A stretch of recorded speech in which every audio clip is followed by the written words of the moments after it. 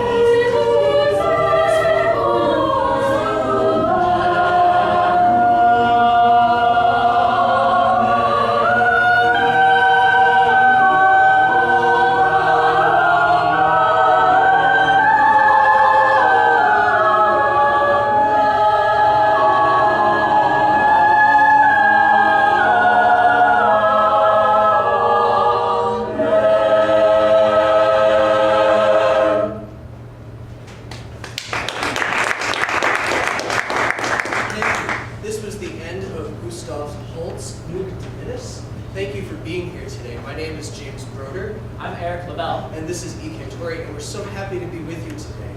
Our presentation is going to exist in 2 parts. The first part of our presentation is about conducting.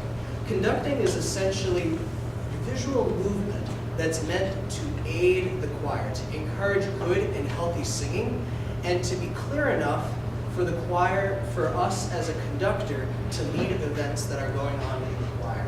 And I'm going to present a session about rehearsal techniques. So we're going to talk about what you can say to your choir to achieve the best results in the least amount of time with the least amount of vocal strain. Wonderful. So to begin our conducting portion, we're going to go back to measure 42, please, of notes minutes. The first thing that we have to do as a conductor is to get the choir to start singing. So let's start at measure 42. Do, do, do. Sing.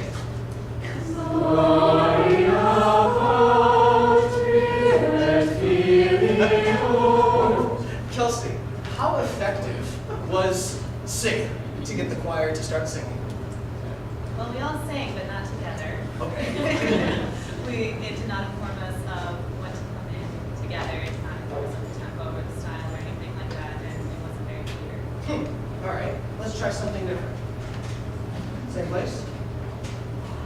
Gloria Patri et Filio. Kelsey, how is this different? You gave us a breath and a gesture to focus on together, and I really wondered. Wonderful. So what Kelsey is referring to is what we call the preparatory gesture. The preparatory gesture is the first gesture that we as a conductor make. It sort of looks like this. Often involves a breath, and the hands move up. And this gesture exists to welcome the choir to the piece of music. Observe. Gloria Patri et Filio. So through the preparatory gesture, we welcome them in. We help them breathe by breathing with them. The whole ensemble breathes together, so it builds in a sense of unity, and they know exactly when to come in. But now the question is, what happens when there is no preparatory gesture? Same place.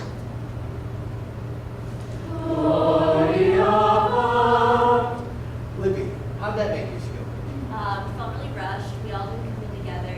We didn't even know the tempo, and we certainly didn't know the mood that we were trying to create. All right, let me try another example of a lack of a preparatory gesture. Same place? Same thing? Yeah. Same thing. So there's a lack of clarity. Wonderful.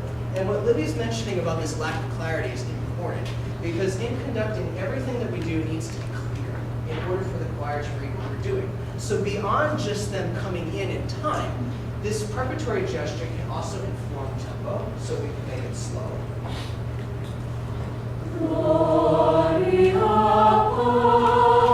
Patri et Filio.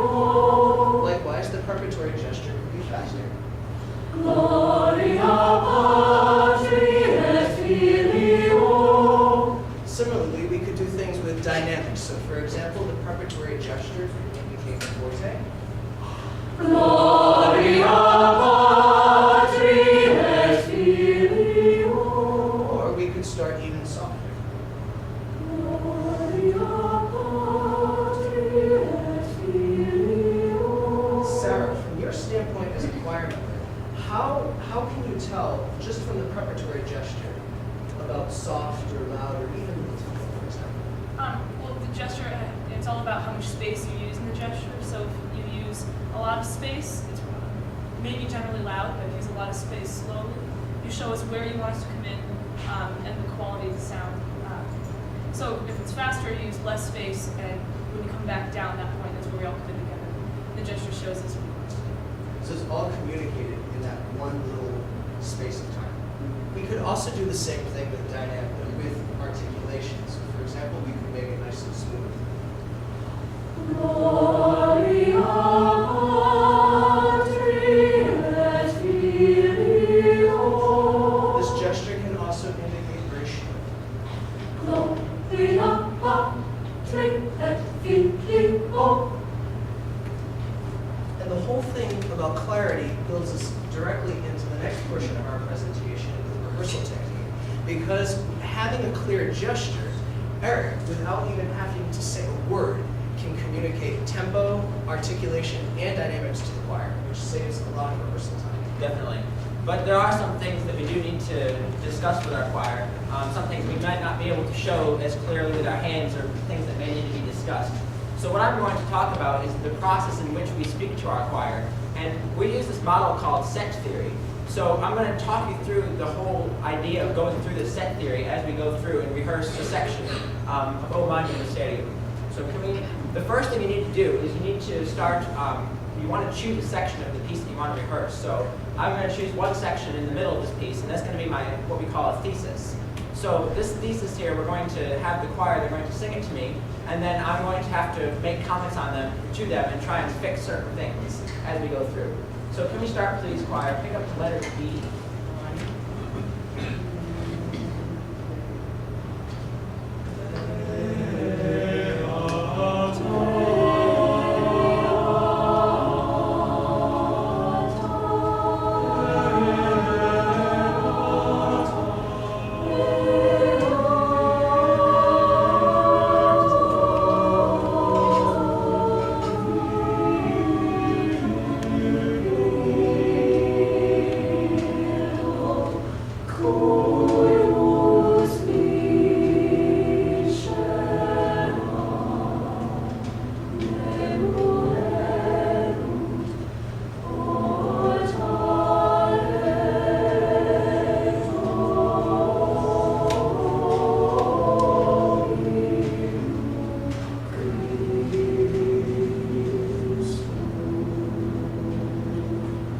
Now that they've sung this section for me, I need to provide them with immediate feedback as to how well they did. So some of the things I might say to them is, great, you guys did a nice job with creating line and getting pitches and rhythms accurate.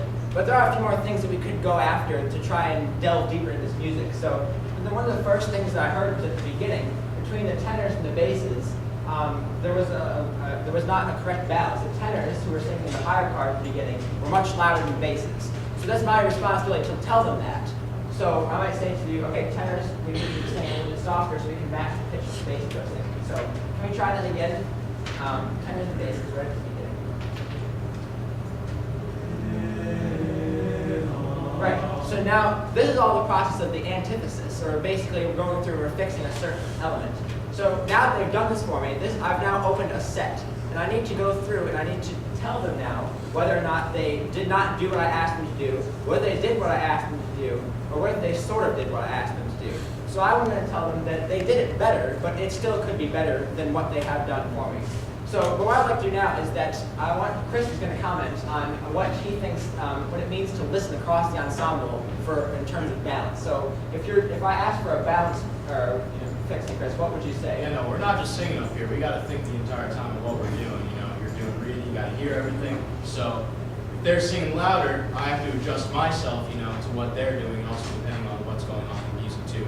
So we have to take all these factors in and, be churning out.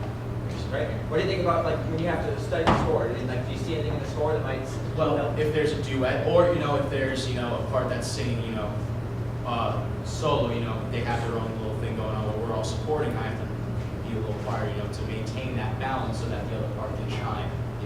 I'm not here, trying to do a solo the entire time. Gotta let the other parts do what they need to do. So Definitely. Men, can we try that at the beginning, please, or the other team one more time?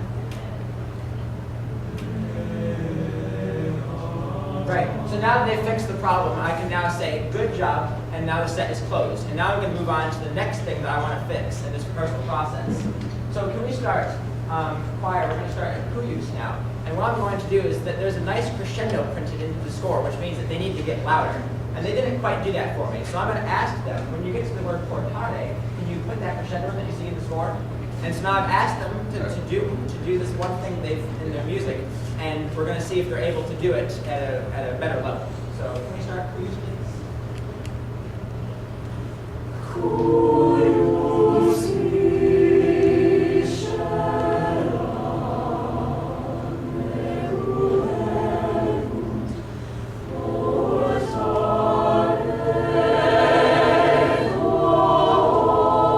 Right, so now they've now done the crescendo for me, but I still might want to try and get a little bit more out of them.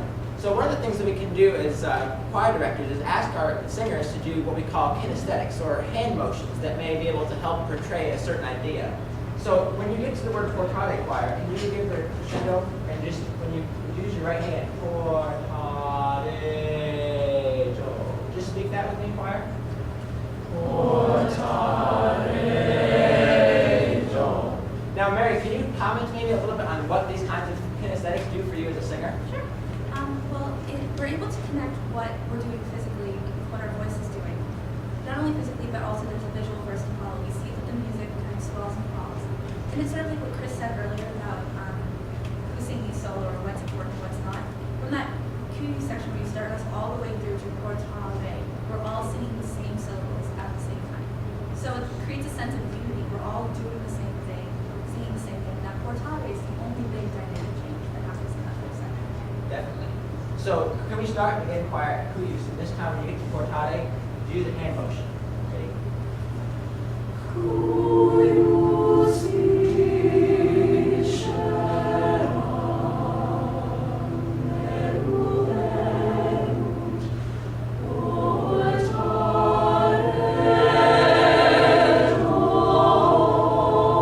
And you see that they're all able to do it together. There's that sense of unity, that sense of collaborative effort. And it works much better that way. So now that we fixed that, I can tell them, choir, you did a great job with that, and now that set is now closed.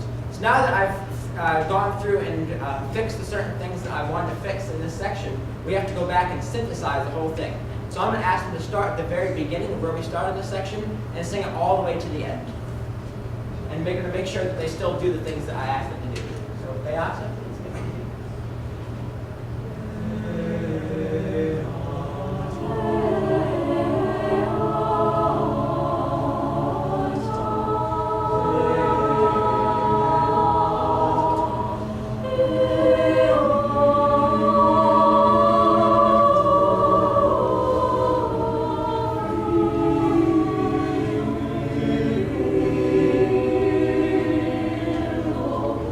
Cool.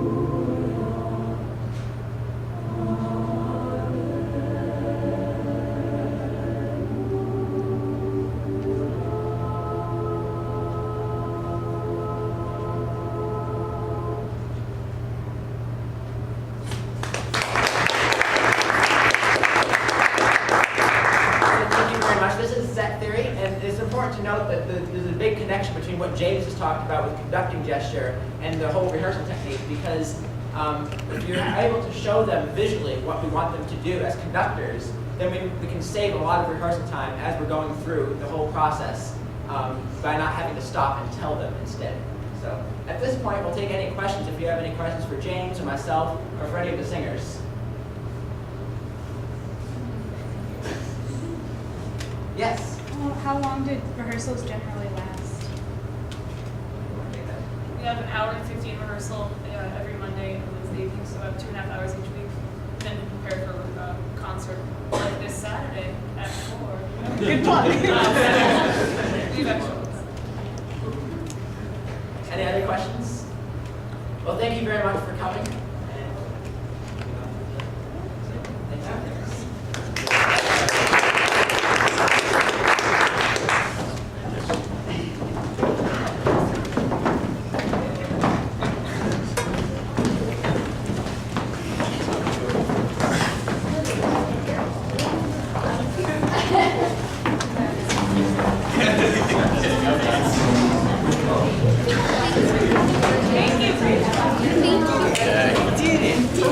Get the.